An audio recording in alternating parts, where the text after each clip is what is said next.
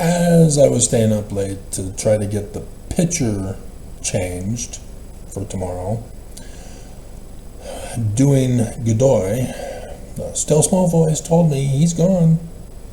So, alright, let me check. I checked, confirmed 2024, just as I thought. And so that means it's Texera, Tex, who's the one that is in the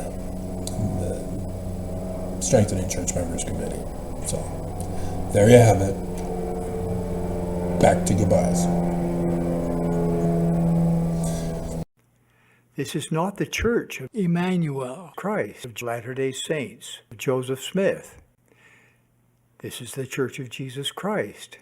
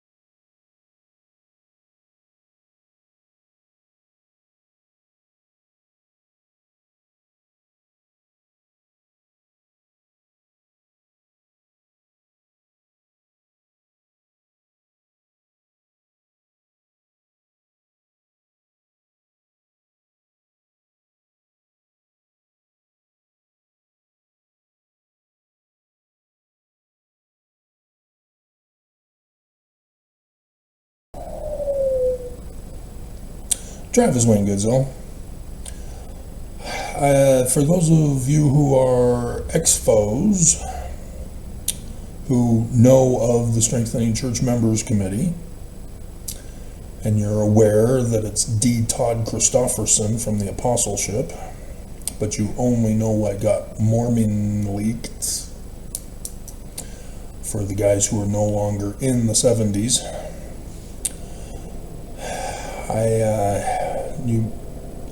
I'm planning on you having seen the picture already. And so after we talk about Thomas B. Marsh's affidavit yet again, I will then get into why those were selected. So stay tuned. Don't change that dial. Don't swipe left, or is it right? I don't do the dating thing anymore.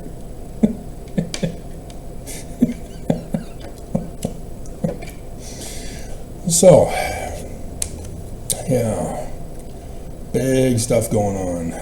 Big noticeable changes this weekend. For some weird reason, after I did the video posting how the church has ordered and paid to compromise Microsoft, Google, YouTube in the commission of criminal activity for the sole purpose of assassinating President Trump and getting their kingdom back by cooing America, apparently they don't want to be involved anymore. It's been weird. It is a massive anomaly suddenly happening after doing that video.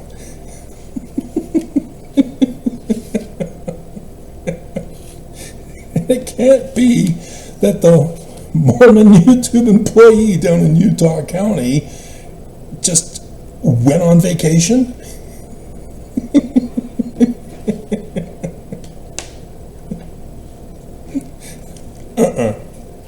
Not buying it. I saw his new work schedule. I'm not buying it. So yes, it's been weird. And so if you've been following my channel with the 8.8K videos over these 8 years, you will know and have watched as I find out the key pieces of evidence that I've been combining together in this big picture to be able to make these conclusions very easily.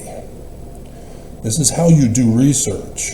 If you watch MAGA, they just throw out accusations and they see what sticks, and if it doesn't stick, they just keep pushing and pushing and pushing and pushing and pushing and pushing and pushing, regardless of whether it sticks or not.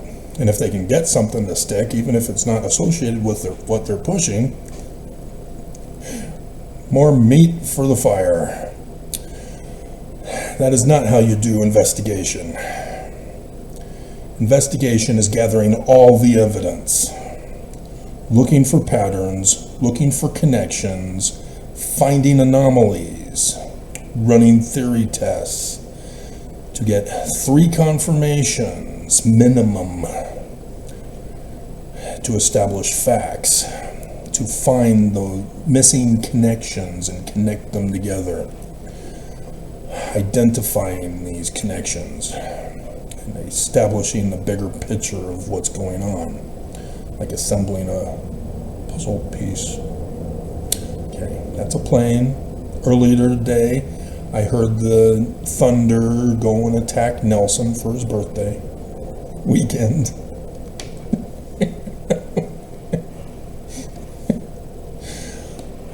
So, because I'm pretty sure the anomaly is not due to the scriptures I found and put in my videos. Pretty sure they don't give a damn about scriptures. And this is why. The affidavit of Thomas B. Marsh in 1838, the president of the Quorum of the 12 Apostles,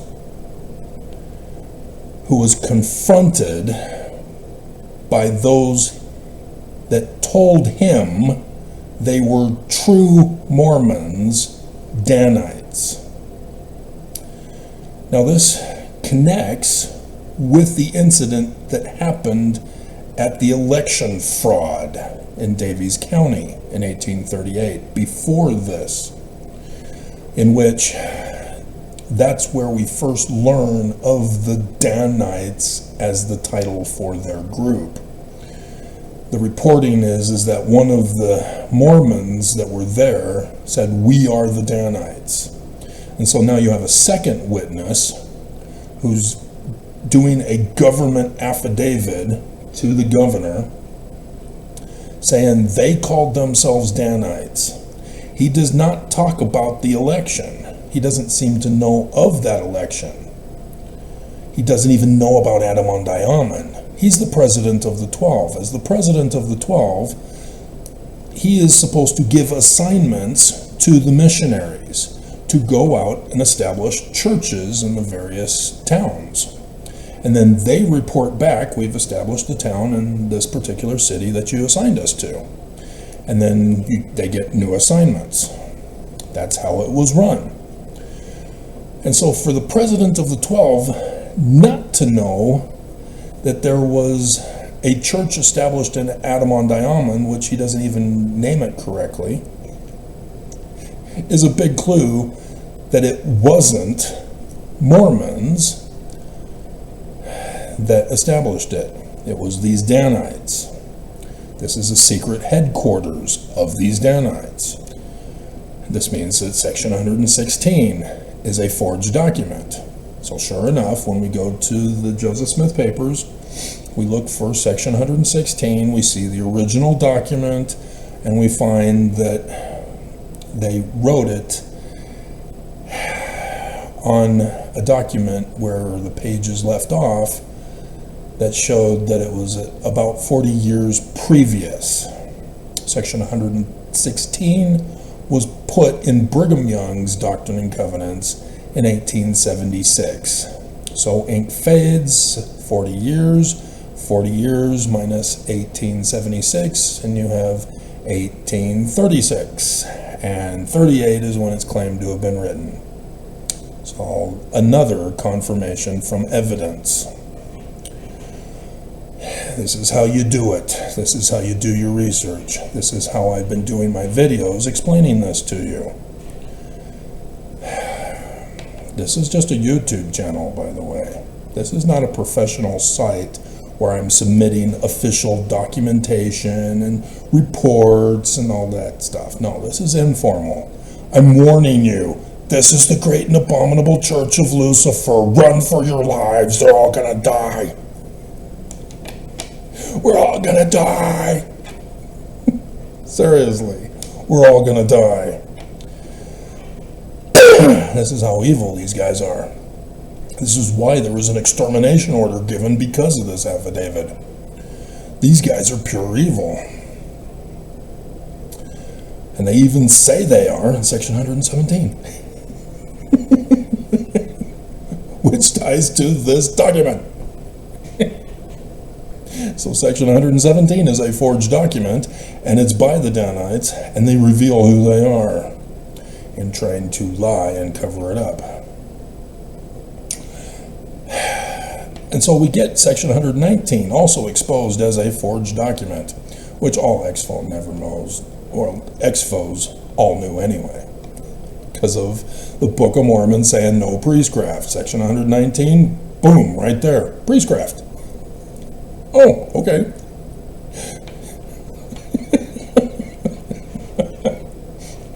Obviously a violation of the Book of Mormon. But this is why. Danites. And so, who are the ones that protest too much about not having Danites anymore? They're gone. We don't need to worry about them. Nothing to see here. Move along.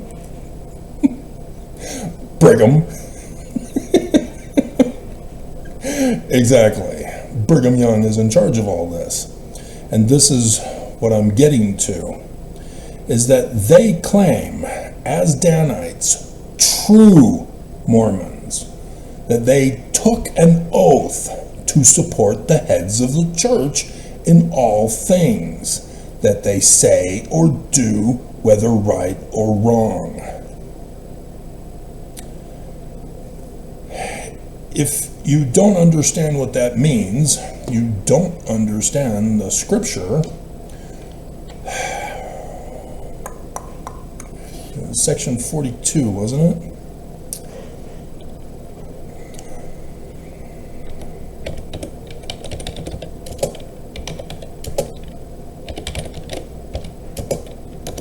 Yep, 42:59.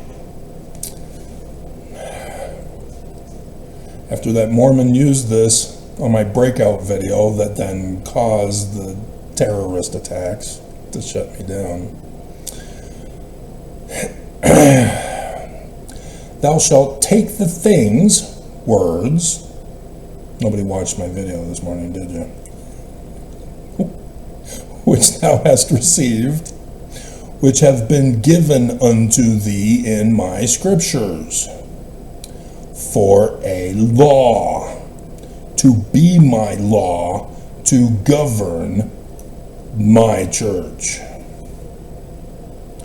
So what the Danites were telling Thomas B. Marsh is they don't give a damn about the scriptures.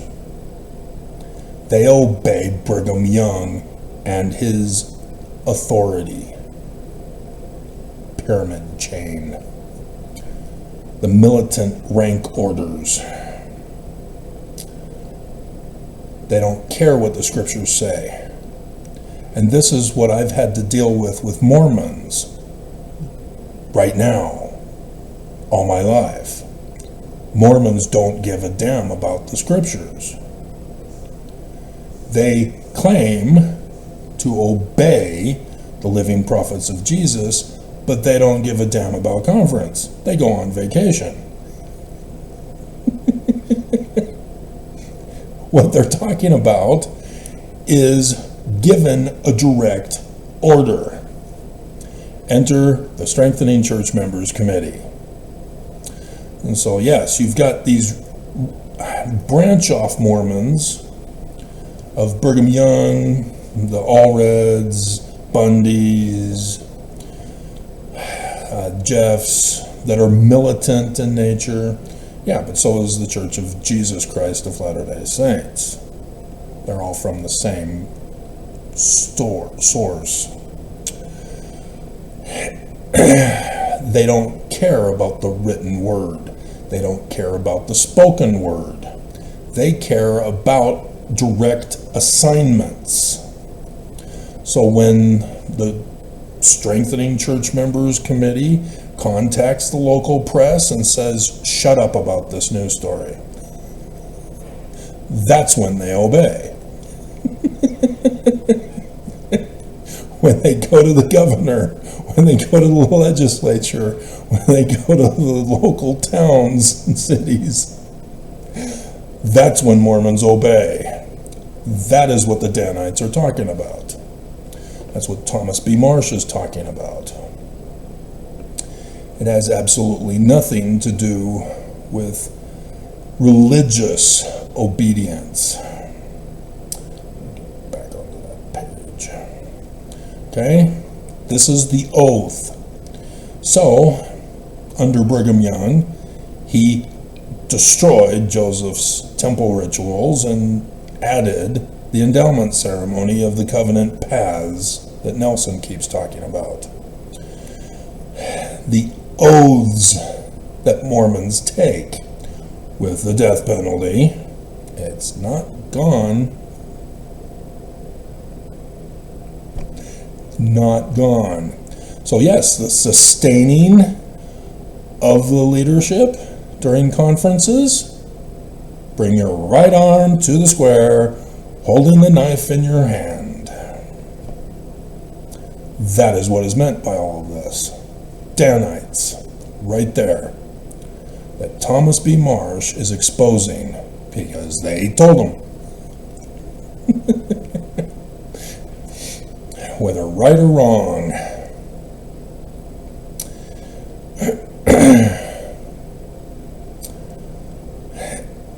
And so he talks about others who joined because they believed that Joseph was the one in charge of it. They were the ones who converted them to the church. That Benson and Section 84 and Section 86 talk about going against the scriptures. These are the same group of people.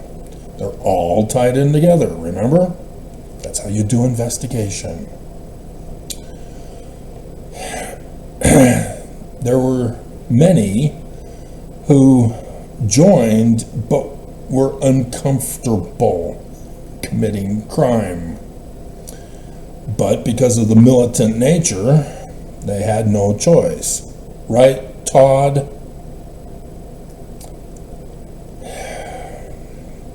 See, if you understood my brother as I do, being the oldest, and growing up with him,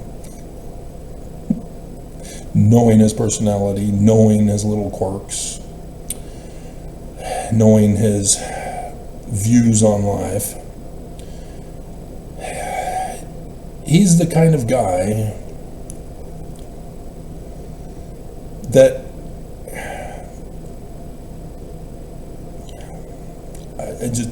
what the church has done to him is just awful.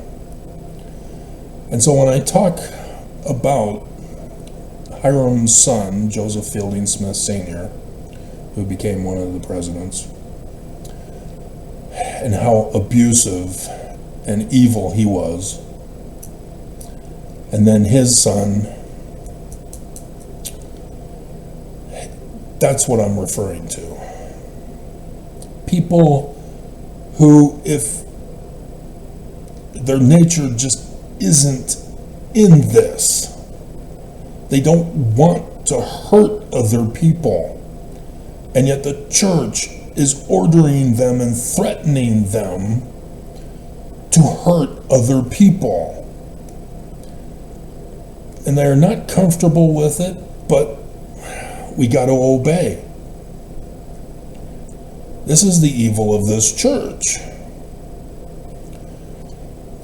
This is why Mormons who work for the church are slaves. They're suppressed, oppressed by this church to obey, to work for the kingdom, and to shut up about it. And so there's the underground water cooler talk of how they're disaffected with working for the church. And even in the church office building, the abuse of the leadership takes its toll, just as Thomas B. Marsh is reporting here of the Danites to the regular Mormons who were converted to the wrong religion. You know, they thought that this was Christian, Jesus, and now they're being told to be militant and unchristlike, even for Christians. So this is the big issue here. And then, as I've been going over with you repeatedly, their plans are to prepare for the latter days to take over the whole United States and ultimately the world. Because once the United States falls, there goes the world. And we see under Trump here that that's exactly what's being done, because Oaks got leaked. And it was last November, even though his leak was in 2020, thanks to a sister missionary. As I've been repeating over and over again. And so This is the threat to Trump. This is the threat to our nation. And as I've recently been again pointing out to you, because I've already done the research, I've been going over Joseph Smith's first vision, putting up the pictures and saying, Christians who will come will burn you, not me. Jesus.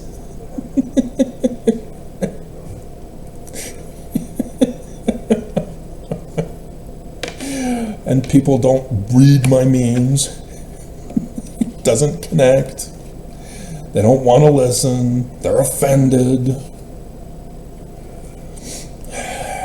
You know, I'm not faith promoting. And that's what all this is about. This is why faith promotion, rather than studying the scriptures, to learn how to run the church. So that when a leader in the church does something contrary to the scriptures, there's supposed to be that check and balance of the members going, wait a minute, you can't do that. The scriptures are the law to govern the church. But the Danites don't give a damn. It's all about who's in charge. They make the law. And it's all plans and preparations for the coup. The mighty big coup. So yes, section 119 is going over their version. That's why I titled the video this morning the way I did. And this video is going to be up tomorrow, in case you haven't caught on, because you're watching it tomorrow. Right? Not 3 weeks from now.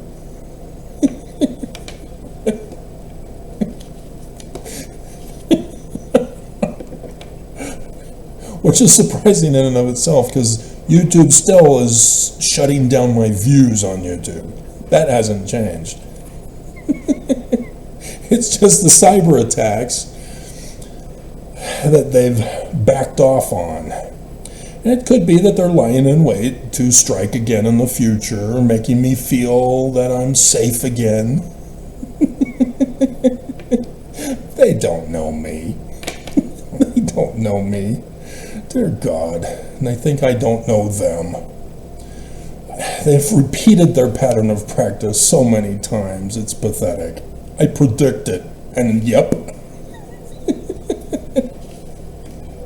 How did I know? But that's the whole point of being able to make predictions, is doing the research, making the connections, establishing the facts from the evidence, running the tests for it. You then can make predictions. Prophecy. That's all it is. It's not magic and witchcraft. It's just science. Those Jews, so smart. Joseph Smith and Sr., dear God.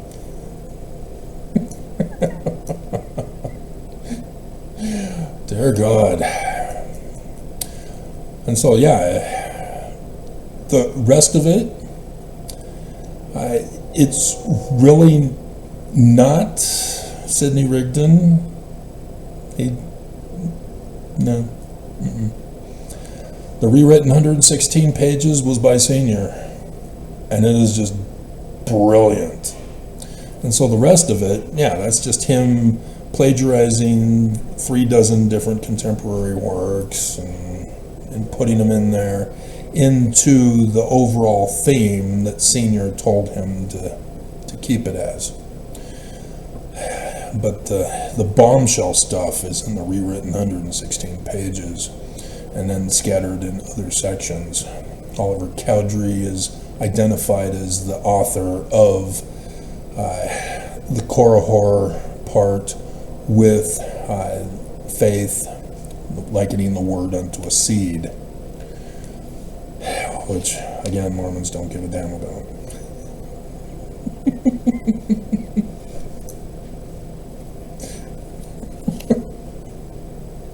So section 119, forged document. They're going to coup the government to get their kingdom back. Even though this was put in Brigham Young's Doctrine and Covenants in 1844, this was to set up and prepare for his takeover of the temple from Joseph Smith, as that's when the changes were made in the temple, even though others during that time would try to claim that it was Joseph who made the change, or Joseph assigned Brigham to do it. Oh my God. Again, Danites don't give a damn about the truth. They don't care. They just spread the lies, just like my white supremacist Christian nationalist peers back in grade school. It's the same pattern of practice. See, the original group that was involved in 9/11/1826, Canandaigua, Joseph Smith Sr., Book of Mormon, William Morgan, they were forced to break off at that point. And that was their pattern. They go in, cause a destruction or an attack, and then they'd hide, let it be the new normal, and then strike again at another time. Laying in wait, building, preparing, setting things up, over and over and over again. Entering, infiltrating organization after organization after organization, getting their way up into government, and so on and so forth. And so, yeah, after 1826's incident, there were a mass group that went down to the south to become the Confederates. And Brigham's organization didn't go down there to convert them. Only those who stayed behind and kept quiet and hid in the shadows, lying in wait for a future time. And that's when they got the call. We found out who's responsible. We're going to infiltrate their group and destroy it.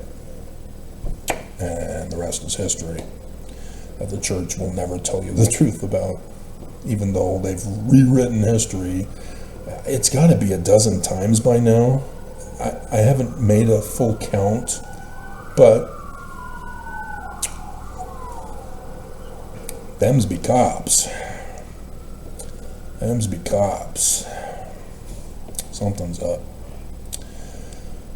And so, after talking about tithing, 5 and 6, verse 5 is that you have to be a full tithe payer, with the bondage of all of this that's involved, or you are not worthy to live in Zion.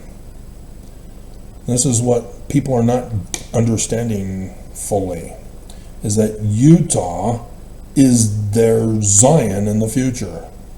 We're not supposed to be leaving anywhere. That's a plan B, C, or D. They want this place to be it. When Trump was assassinated, after handing over authority to Utah and the other states will be in a civil war. Utah will dominate and establish their kingdom and kick out the apostates and the poor. But then verse 6 includes their other commands from the temple, for which you have to pay in order to go to the temple. You have to pay in order to have sex. But doing these videos, those also. And so it's not really scriptures, because there's a lot of contradictions of the living prophets of Jesus.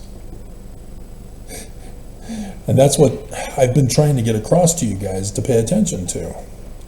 They violate all the scriptures, and they focus on the forgeries of Brigham Young, emphasizing those. and then lie about Joseph's and say that it means them. Section 120 is the latest perfect example. Section 120 says that it's the preceding revelation, section 119. They put it in. Therefore, it must be true. Because the dates say so. But the problem is that section 120 was put in 1844. Section 119 never was written until 40 years later in Brigham Young's 1876 edition. Or vice versa, sorry. Section 119 was in 1844. Section 120 was 1876, but this is by Joseph Smith before Section 119 existed, and thus refers to different scriptures previously revealed. And so Section 120 is not about Section 119. Brigham Young purposely put it in here in 1876 after Section 119. Did I fix that? You're not confused? And so both Oakes and Anderson I've exposed lying about Section 120 to justify tithing from 119. Saying that the quorum of the 12 apostles, who are supposed to be doing missionary work, are now also in charge of tithing, not just the temple.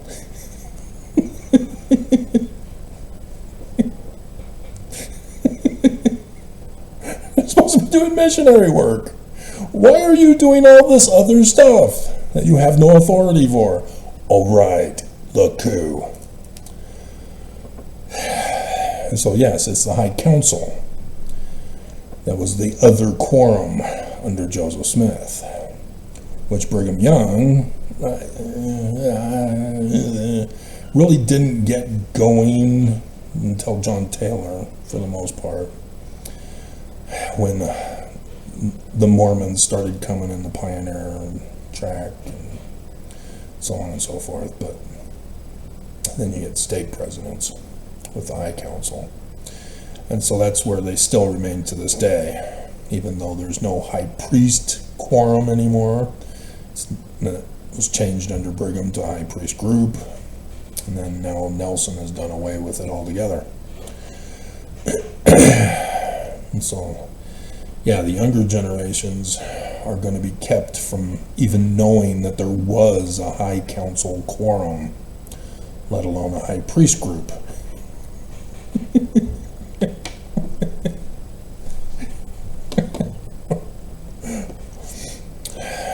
So, big difference. And it exposes this church as the fraud that they are and the national security threat to Trump. Alrighty? So, now that we're 30 minutes in, let's get to my suspicions as to who replaced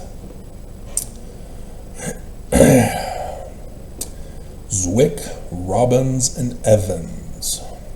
See, Mormon Leaks leaked this, I'm guessing around 2014, because the church would then shut them down, keep them from doing it. And so I remember finding them in 2016-ish, something like that. And so maybe the church didn't actually shut them down until 17 or 18. I can't remember. But this is the source that we learned that the prophets, yes indeed, are practicing priestcraft, getting paid with Irene's paycheck stubs that got leaked.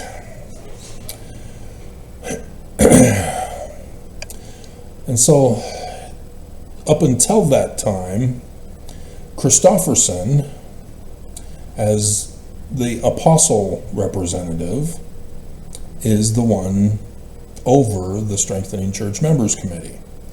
he is not running this all by himself. He has to return and report to the rest of the quorum and thus to the First Presidency, who are the ones over all of this. The whole 15 are the board of directors.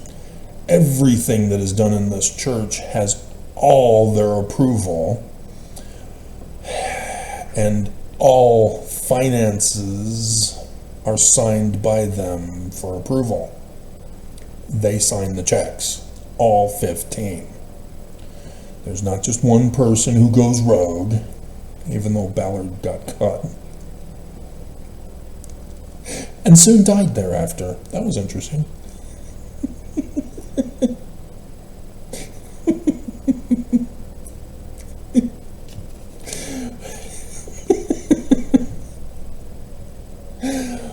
And so the members of the 70 that are involved, Robbins was in the presidency of the 70. Zwick and Evans were General 70, which prior to the change of Monson was the first quorum of the 70. And then he combined the first and second into General and didn't bother to tell anybody. Everybody just caught on. Wait a minute, General 70.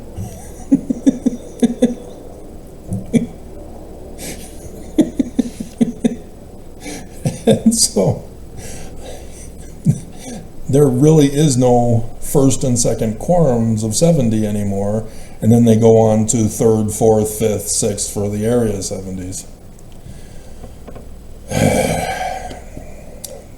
Anyway, I think they go up to 14 or something like that now.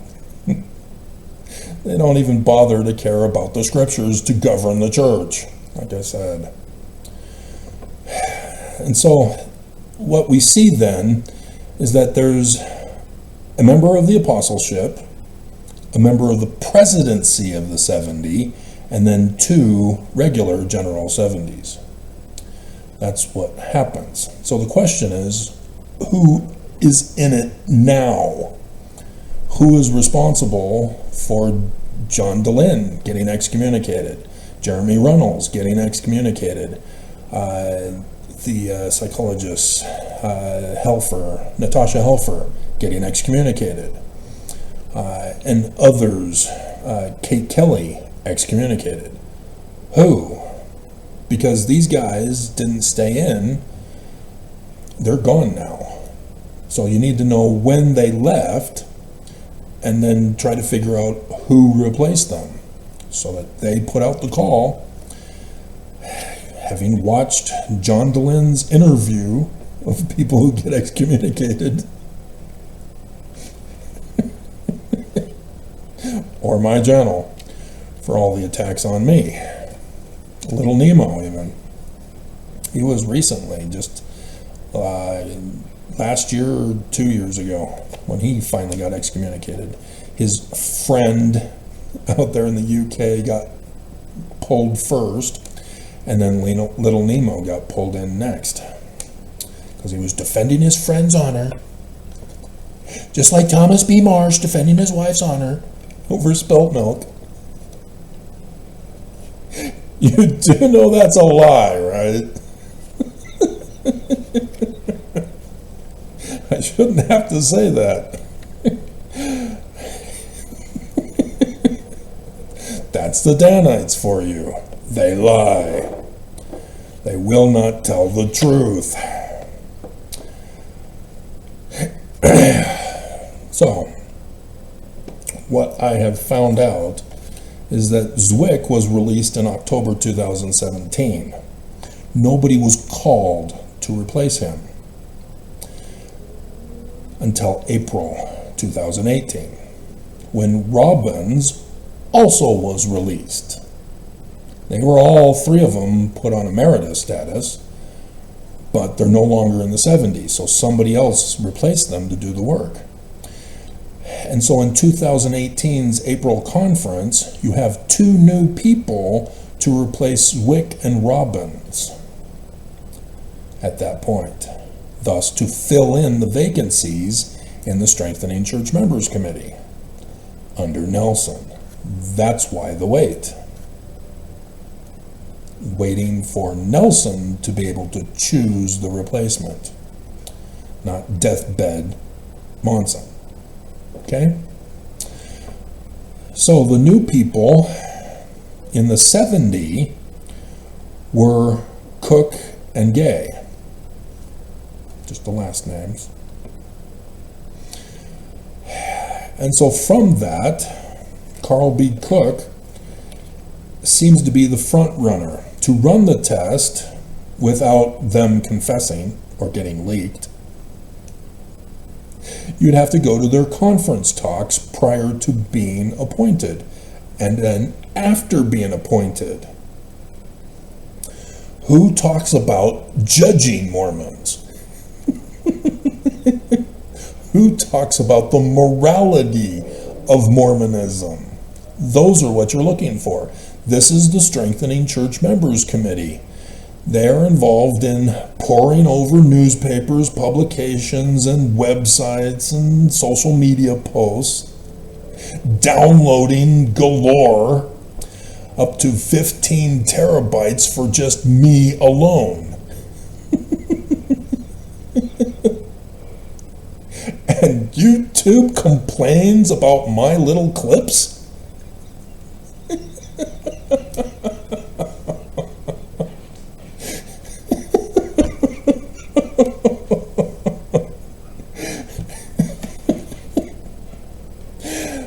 And so they're looking for people who are accused of crimes, and in my particular case, they're making up crimes in violation of the law to justify the punishment of me. Preaching false doctrine. Yeah, remember? They don't give a damn about the scriptures. So the video I did that they attacked was on Adam fell that man might be. I found it in the Egyptian brass plates. There it is, I found it. Obviously the Egyptian documents. I found it. And so I did the video on it. And I was told, take it down.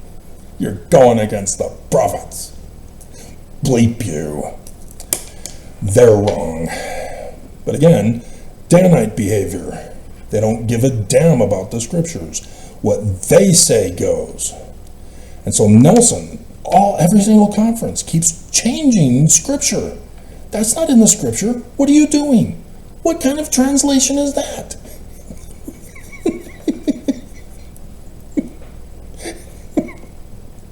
And Mormons at the church office building who make the manuals make the changes because Nelson said it at the pulpit of conference. They don't care that he lied. They don't care that he's wrong. He said it. It's now the new law.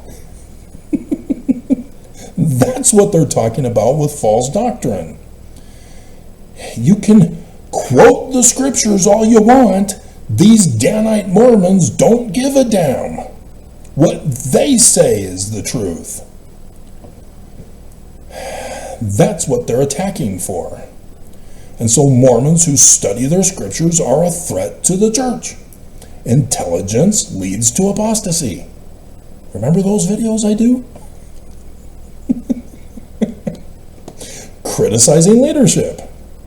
And so yes, the BBC, which YouTube instantly attacks even though it's just a little clip. It's wrong to criticize leaders of the church even when the criticism is correct. Oaks! Again! It's not about the prophets being fallible. It's about they are infallible regardless of their fallibility.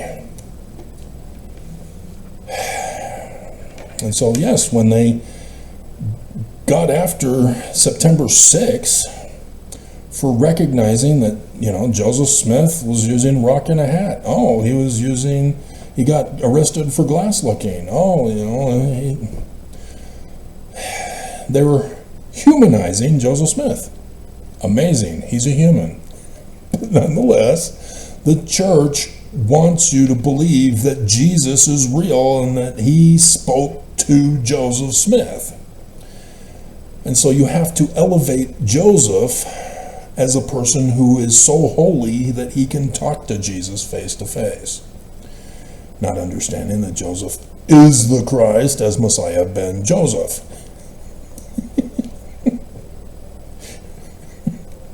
They still demote him, even though they make it appear that they're elevating him.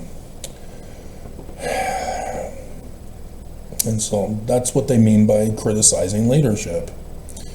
I criticize leadership all the time, trying to get Mormons to understand. And so yes, I have no hope for Mormons who are left. That they are fully aware that the church is wrong, that the church is evil, the church is corrupt, the church is forming a coup and going to murder Trump. Because they are Danites. They are loyal to the church at all costs. And they don't give a damn about the truth. That's what I'm concerned about. And that means that they're ripe for destruction. And wouldn't you know it, here we are. In the coming days. Maybe day.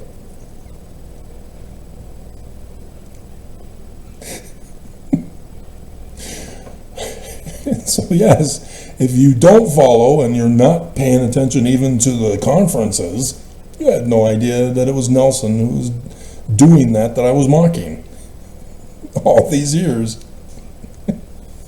Or other problems. You know, they make that up. If you're in their way, you will be removed. That's why David Todd Christofferson and this group are the fixers for the church. The criminal organization fixers. The cleaners. And when they give out the call, people better obey them, or their lives are ruined, as I have witnessed many get ruined. Right, Todd?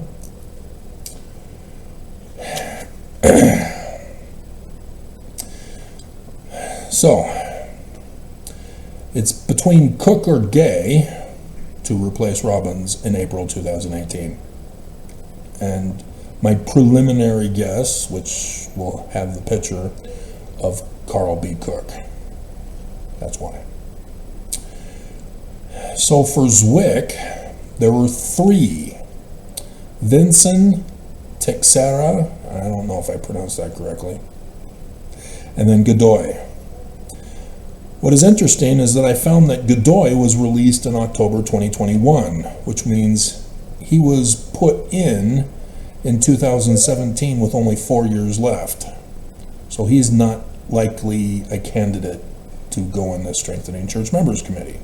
They want somebody who will be in there for a longer time period. And so it's most likely Teixeira, as I'm now pronouncing it, or Godoy. My bet is on Godoy.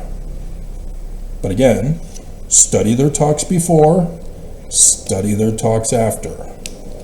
If you see them talking about certain doctrines that conform and comply to the leaders of the church, that you go, oh my God, why is he even saying that? It's right there in the script, and he's not even paying, oh my God. And then afterwards, he's talking about judging people and the true morality. Bingo. You've got good confidence that that's the guy.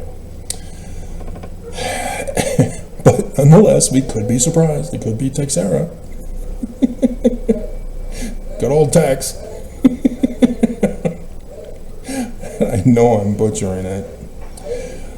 And then, seriously, the guy has to get people to direct him into the parking space?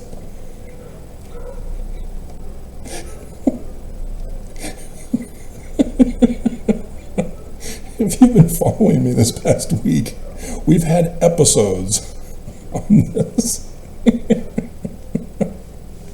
And so then Evans was released in October 2021. And he was not replaced until April 2022. Now, the reason for this is they were hoping that Trump might pull off something for the end of the world and all that, and it didn't happen. So then April, yeah, because remember the test run in 2020 to 2021. COVID was at its height, and slaughtering people. And so, yeah, they just waited until 2022 in April. That seems to be the likely excuse. And so here we need to check on the multitudinal amount of people that came in April. Okay.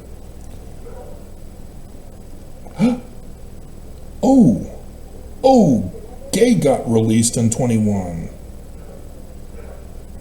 Oh, so it is Cook. I just saw that here. Yep, sure enough. And so he's put in the 70 in 2018 and got released in April 2022. Yeah, October 2021. Okay. With David, yeah. Yeah, Evans was released in October with Gay. Wow, okay. So, yep. Again, further confirmation that Carl B. Cook is the guy in that place for the 70 presidency representative. Cool. That was unexpected. And so David E. Evans is released, and then they didn't put anybody to replace them. So in April 2022, all right. Wow, so good thing. Cool. So now we have, and yeah, it looks like we need to check since April 2022 to see who's been released from this list who were put in replacement. So you've got the new ones: Mark D. Eddy, James W. McConkey III. Guess who my favorite is? Isaac K. Morrison, Ryan K. Olson, Jonathan S. Schmidt, and Denelson Silva. So yes, again, I would need to check to see if any of these have been released recently and are therefore not the likely candidate for the Strengthening Church Members Committee. Like I said, James W. McConkey III is my preliminary selected pick to be there in that position. And we'll find out tomorrow if they respond in an indirect way.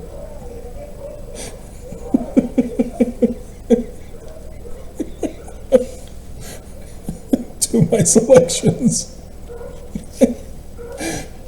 as a result.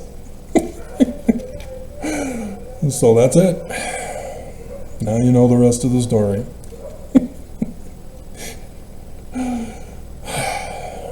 So yeah, I've already had the theme song in the description below, Sinister Sin.